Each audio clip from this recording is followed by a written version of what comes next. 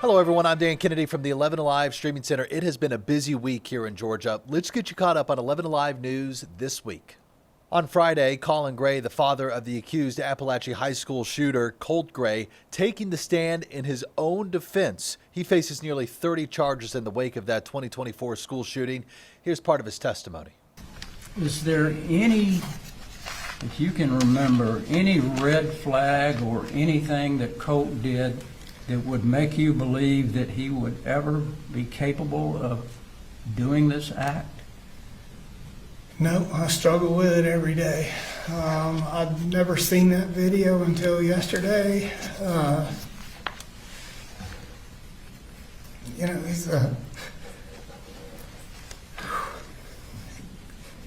He's a good kid. He wasn't perfect, nor was I. But to do something that heinous, like I don't know if anybody could ever see that kind of evil. And like the Colt I knew, the relationship I had, there's this whole other side of Colt I didn't know existed. So, no. Was everything you did for Colt, did you try to placate him and try to make him okay? I did. I just wanted him okay. You heard Jenny testify. Yeah. Did you ever tell her to lie about anything? I would not tell my children to lie. We go back as far as anybody wants to go. Purpose of the bubble, all of this was to create an environment for my children to tell the truth. I don't care what you've done. So we could work things out. Never, I've got family in law enforcement. I would never tell her to lie about anything, first of all. But something serious like this, at this point, I still want to know what the hell happened. The search for answers continues in the drive-by shooting death of an innocent child. This happened Tuesday night at a home in the Dixie Hills neighborhood of Atlanta. Police say little Zoe was shot alongside her mother. 11Alive's Cody Alcorn has more. Happy birthday to you. A life taken too soon. How old are you? 7. Zoe Price just turned 7 on December 7th, a first grader at Slam Atlanta Charter School. She cheered at Atlanta's Dunbar Neighborhood Center. And when Zoe wasn't cheering, she was on the basketball court. Zoe's family describing her as caring, a jokester, shy at times, and a little girl who loved the camera. However, on February 24th, at approximately 9:49, the Atlanta Police Department was dispatched a report of shots fired into a home. The unthinkable happened. When we arrived, we found a 44-year-old female that had been shot, and then her 7-year-old daughter that was shot. Zoe needed help and needed it right away. Because of the time we knew it was going to take, Grady EMS arrived, we self-transported. And we tried very hard, and our officers tried very hard. There's 4 of them. Despite those officers' heroic efforts, doctors couldn't save her. How old are you? 7. A little girl who had her whole life ahead of her, robbed of it by a coward. We're coming for you. We're going to put you in jail, and we're going to bring justice to this community. Cody Alcorn, 11Alive News. You know, they thought they were helping law enforcement. Instead, seniors were handing over their life savings, convinced by scammers that they could turn it all into gold. We are digging deeper into the multi-state takedown involving Milani Jewelers in Decatur. One of 3 stores raided this week as part of a search warrant out of Texas. 11Alive's Angelina Salcido reports. We're talking about close to $100 million combined from all 3 of these stores. All of this money that could have been stolen from seniors and laundered out of the country. What was behind these doors will surprise you. These people are cold-blooded to the bone. They don't care what kind of, devastation and impact that it has on their intended victims. That devastation hidden in gold. Behind these doors, investigators say was an operation on a massive scale. We've seized close to $100 million in additional gold items. Sheriff Jim Skinner at the helm of the investigation out of Collin County, Texas. His deputies' latest search warrant brought them to a Milani Jewelers here in Decatur and Richardson, Texas, and Orlando Gold Refinery in Almonte Springs, Florida. Our investigation began in early 2025 when we became aware that a large number of senior citizens and disabled adults were losing their life savings. In many cases, the gold being seized is those savings. New pictures show smelting equipment in the back of the stores. The gold purchased melted down into gold bars or bangles. They would have people that would put this stuff on and they get on an airplane and fly out of the United States back to their country of origin. This type of crime is so reprehensible because people have worked their entire lives to save the money that they need in retirement. They take all these people's monies and they leave them penniless. In Texas alone, officials say seniors lost more than $74 million, over $11 million of that in one county. The sheriff's warning tonight for families everywhere. There's never going to be a circumstance, ever, where law enforcement will call you on the telephone and try to solicit your money. So Sheriff Skinner's deputies have made 19 arrests so far in connection with this investigation, and more warrants have been issued across the country. Some of those warrants right here in Decatur, Georgia, for this location right here. I'm told that at this hour, those warrants have not been executed yet, but once they are, those people will be extradited back to Texas for the remainder of this investigation. We're in Decatur tonight. Angelina Salcido, 11Alive News. We have new details this week about one of those ICE facilities coming to our area. 11Alive's Molly Oak breaks down how much this facility could cost the Oakwood community. Let's talk about the costs of the ICE facility coming to Oakwood, Georgia, because there are a few things at play. As a reminder, this is the facility that I'm talking about. It's expected to be a 1,500 person processing facility before people are moved to a much larger detention center in Social Circle. This is B.R. White. He's the city manager in Oakwood. I talked with him earlier this month. There will be a cost. One cost, paying police to make sure any and all protests or gatherings are done safely. 2, sewage capacity. White says that's prepaid, so anything over means it's out of pocket for the city. And finally, the big one, loss of tax revenue. Once the federal government purchases the property, they do not pay property tax. The deed we just got today gives us new numbers. White says the property was purchased for more than $68 million. Based on taxable value and millage rates, he says as of now, they estimate the city will lose more than $770,000 compared to if it had been privately purchased. Over 60% of our current tax revenue is commercial and industrial. But having this pulled out, that means we got to make up for that tax revenue somewhere else. 11Alive is told that facility is expected to be operational within the next 2 to 3 months. A community is rallying around a Gwinnett County man after he was paralyzed in what is being called a freak accident. 11Alive's Chase Howell sat down with the man's mother and father, who say that a helmet probably saved his life. The man working with Evan Parker at the time says it was this limb that fell from the tree and crashed into Evan's head. Now the family tells me the impact was so strong, it broke Evan's neck. They're going to look a lot different, but those are good memories. Pictures of Keisha Guzman's son, Evan Parker, fill frames inside her home. Something she hangs on to as Evan fights to recover after this 25-pound tree limb fell and hit him from about 60 feet in the air. Even through all of this, when he is awake, he's trying to keep us calm. He's trying to keep us happy and laughing. And that's Evan. According to Evan's family, doctors say he's paralyzed from the neck down. I'm scared. I'm scared for him. I'm scared for his mom. I'm scared for the whole family. Laren Parker is Evan's dad. Both he and Evan's mom say he wasn't just an average 21-year-old, but a father to his 1-year-old son, June. That is the love of Evan's life. That is his purpose. Evan's family says he loved being an arborist, but now the word climbing has a whole new meaning. He took the ventilator out. That's the first thing he said. He said, I'm ready to go work again. I'm ready to climb. I said, boy, you're crazy. But hey, if he wants to climb, he let him climb. But we're going to climb to recovery. In Gwinnett County, Chase Howell, 11Alive News. Hey, more news after this. You are watching 11Alive News this week on 11Alive Plus. Georgia lawmakers are moving closer to putting limits on homeowners associations. The push comes after complaints about HOAs foreclosing on properties and hitting homeowners with hefty fines. Let's get more from 11Alive's Doug Richards. They are backers of homeowners associations, wearing badges signaling to Georgia lawmakers that they love their HOAs. Most HOAs are running, keeping values up. They're running well. They're abiding by laws. And, it's just a small, minute problem that we have.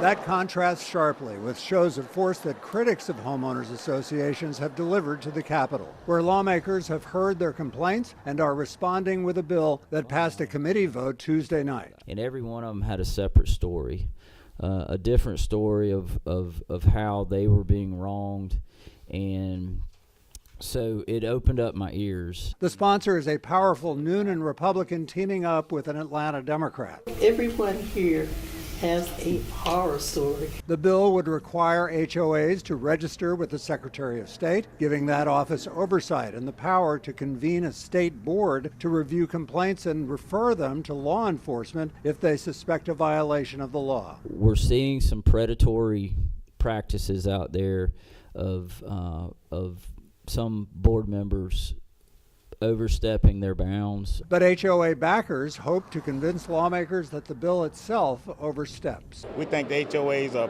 very well legislated right now. I just think it adds another layer of bureaucracy. HOA backers are expecting the full Senate to vote on the bill by the end of next week. They're hoping that their argument about government overreach could prevent it from becoming state law. At the Capitol, Doug Richards, 11Alive News.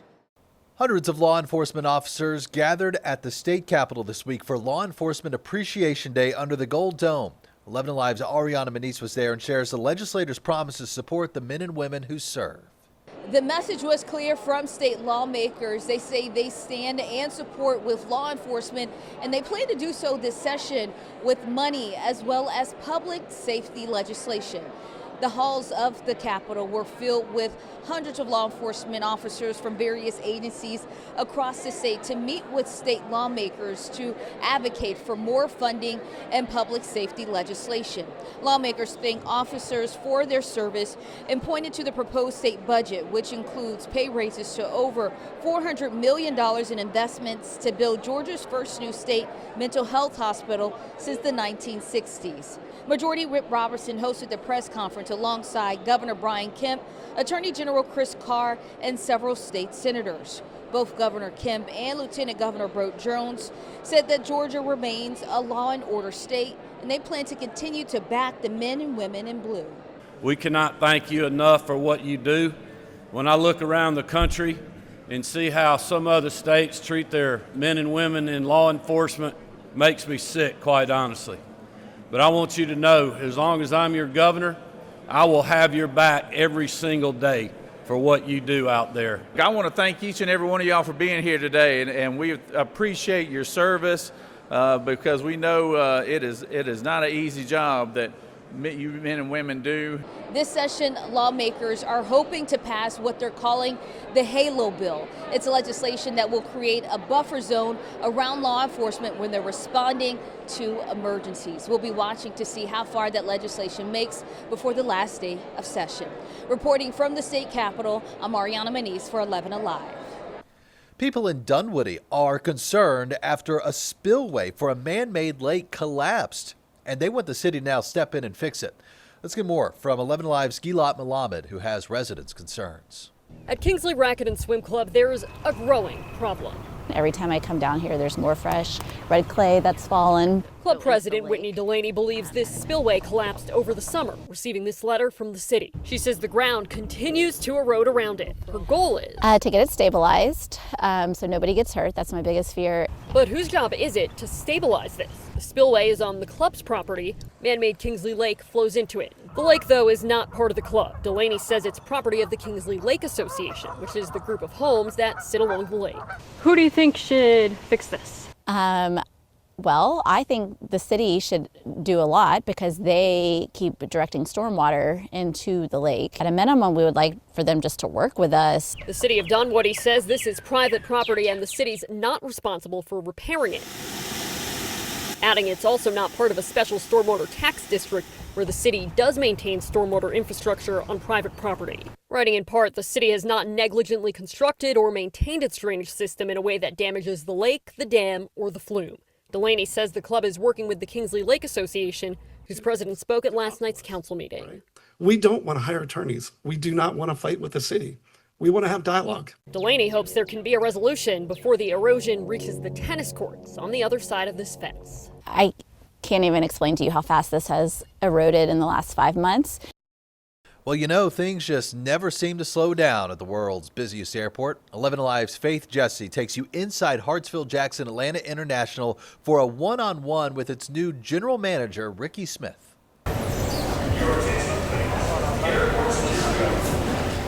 Millions of passengers, thousands of routes, and a new boss from Baltimore, now running the world's busiest airport, or as he calls it, is the living room to the city. Last April, Mayor Andre Dickens tapped Ricky Smith for the top job at Hartsfield-Jackson. BWI Marshall, I was comfortable. That was going to be my last airport, my hometown airport. But it's kind of hard to turn down Hartsfield-Jackson, especially when you have a mayor like Andre Dickens who asks you to come and join his team.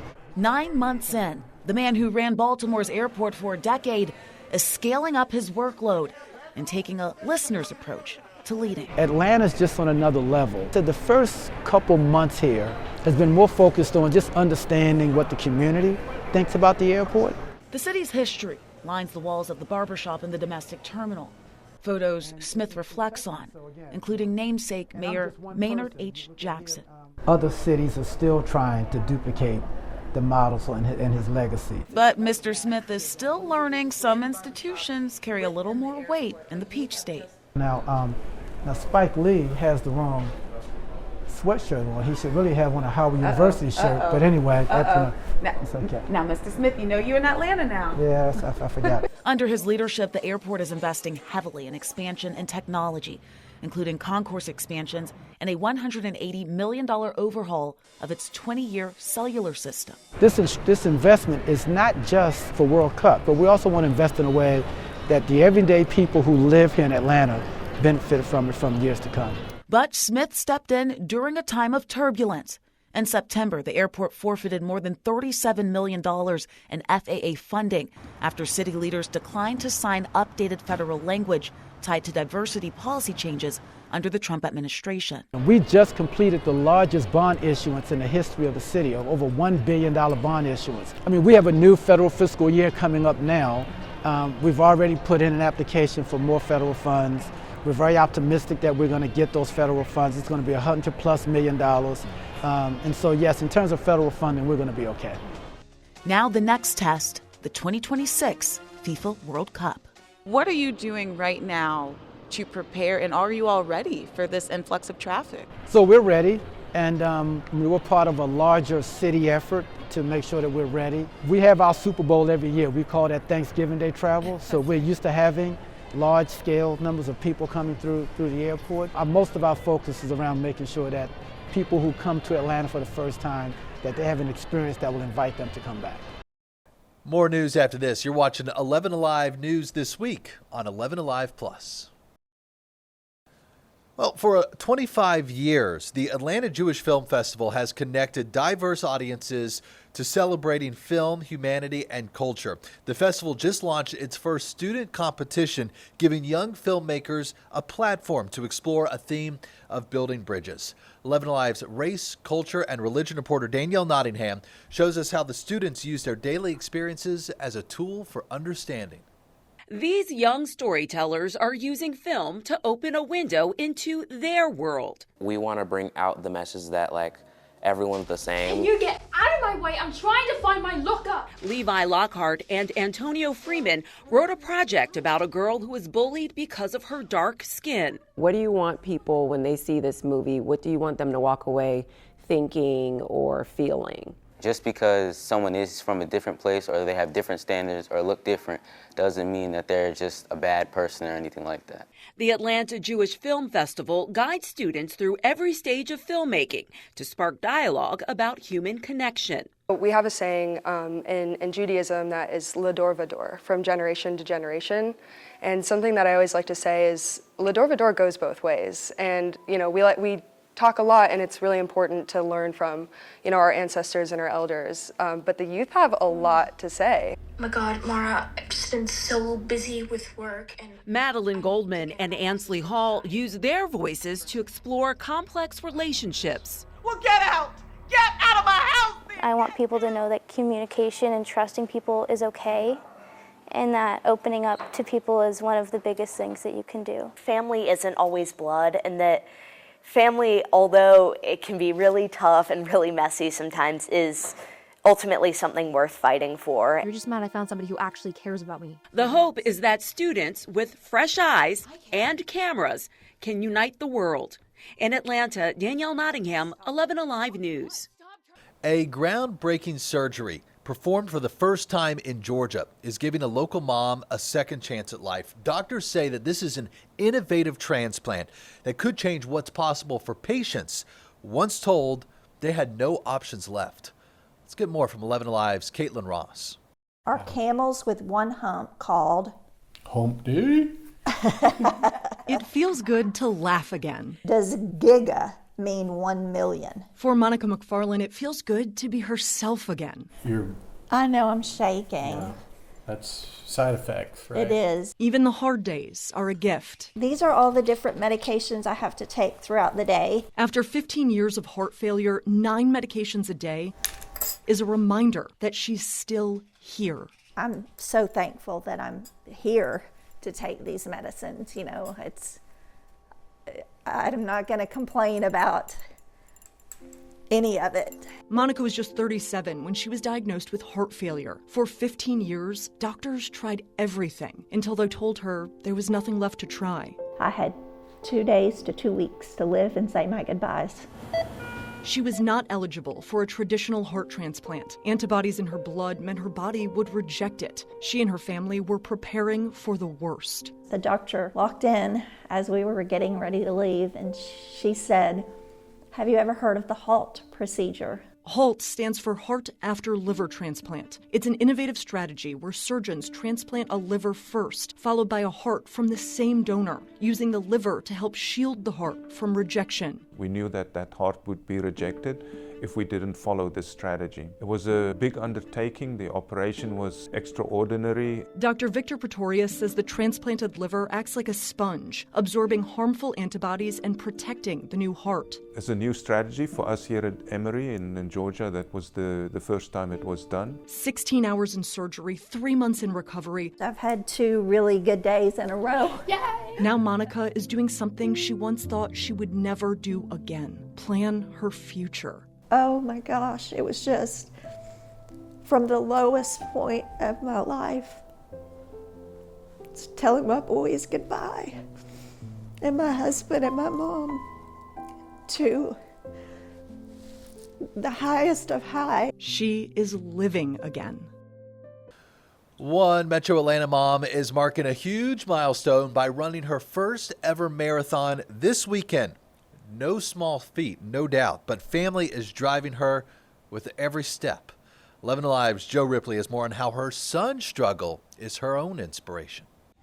Elizabeth Castro gets in a quick stretch before hitting the pavement. I'm running my first marathon. Between interval training and tempo runs, she's running with purpose. I started running because of Isaac, my son. He was a runner, and that's how I started my running journey. Isaac Castro ran cross country in middle school, but he started feeling dizzy and tired. Then came the vomiting and a trip to the hospital. In May 2024, doctors diagnosed the 12-year-old with type 1 diabetes. He didn't choose this. It was something that happened, and he just has to accept it and be proud of it, because God doesn't give you something that you can surpass. Now 14, Isaac's adjusting to different plans, leaning on his family through all the uncertainty. Happy she's trying to teach me that anything is possible. Through tears, Isaac thanked Camp Kudzu, a nonprofit that brings kids with diabetes together to entertain and inspire. It means a lot that they're trying to support me and support other people that need to know they're not alone. There's significance in every step, momentum in every mile, and a lesson in every leap of faith. I don't want you to see this as a punishment or question why. Take it as a superpower. You can do anything you want to do. Elizabeth Castro's pendant, a reminder of the life she wants to live and provide for her family. I've always been a dolphin lover. They're free, and I guess that's where we want to be. Hey, thanks for watching 11 Alive News this week. I'm Dan Kennedy. More news is on the way, coming up next.